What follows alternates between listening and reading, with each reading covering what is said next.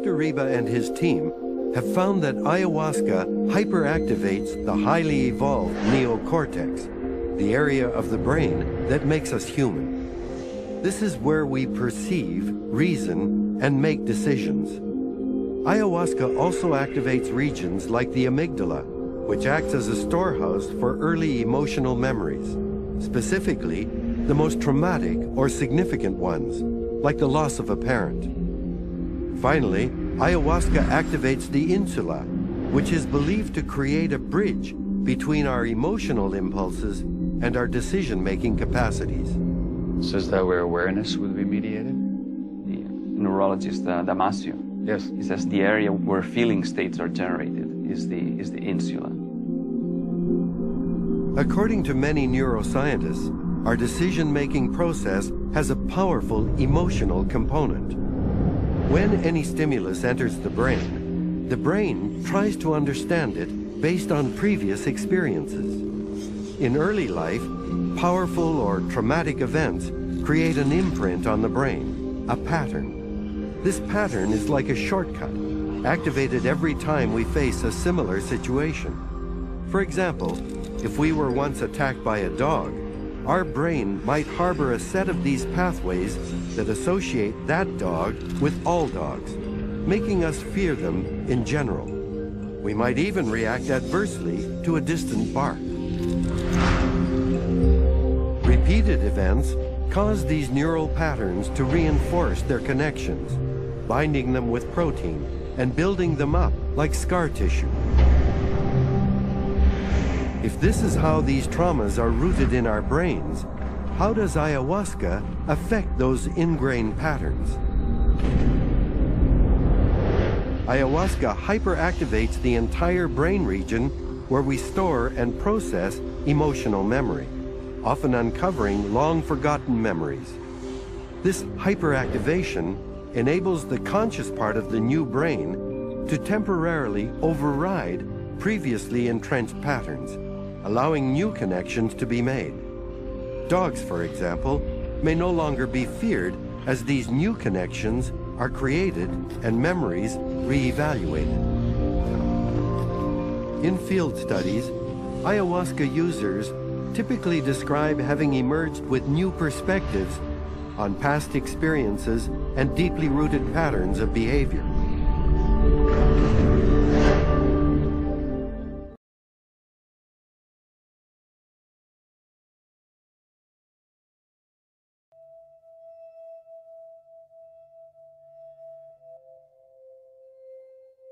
We come into the world whole and perfect, although with our potential completely unrealized.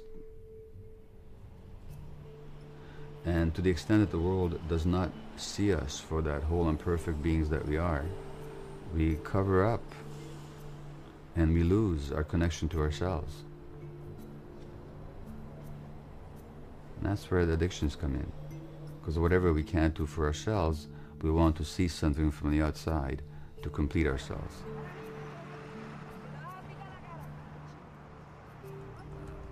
I'm a medical doctor. For the last 12 years I've worked here in Vancouver's downtown east side with a heavily addicted population. People at the extreme margins of society and in the highest throes of drug use. So here's your methadone script. Okay. And I'll write you your morphine script as well.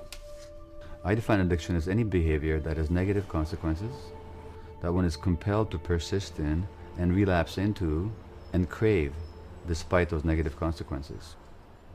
So the addictive personality is somebody with this sense of deficient emptiness, with this sense of incoherent distress, without the capacity to soothe themselves and to regulate themselves without that external source of relief, whether that be sex, gambling, or heroin.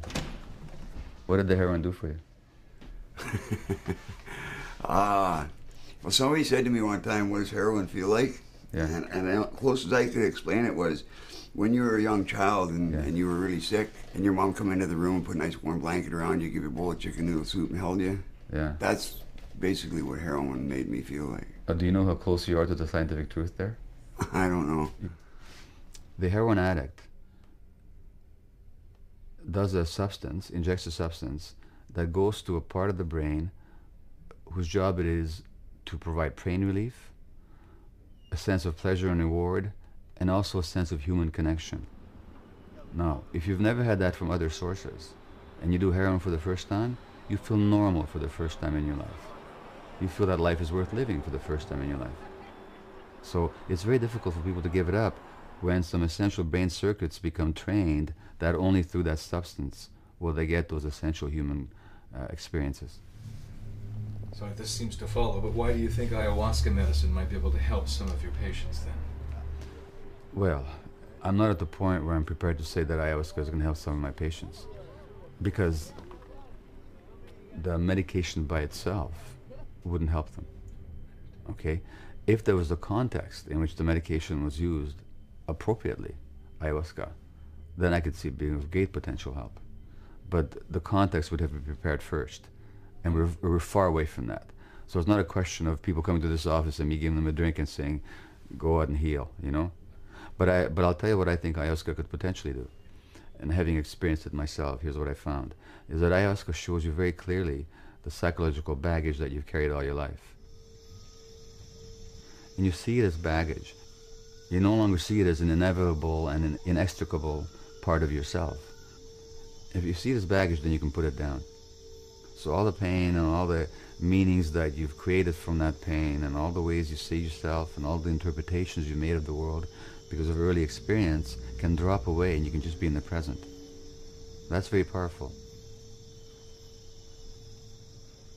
Now, the other thing that ayahuasca does, it shows you your full potential as a loving, connected human being. And I experienced that. I mean, I had tears of love. That's all they were. That's all it was. I was like an infant. There was no sadness. There was just tears of pure joy. Why? Because I felt loved. And I didn't feel loved by any one particular person. I just felt myself as love is what it really was. And that's who we all are. Now, that's the possibility side. So imagine then an experience that can, on the one hand, shows you the baggage as baggage so that you have a choice about putting it down, on the one hand, and on the other hand, gives you a sense of yourself as being connected and being deeper than who you thought you were. Well, that is a potential to heal addictions. So I'm not surprised to know that some people are working with ayahuasca in a context of healing addictions and that they're having some success. It's precisely what I predict, just from my own limited experience.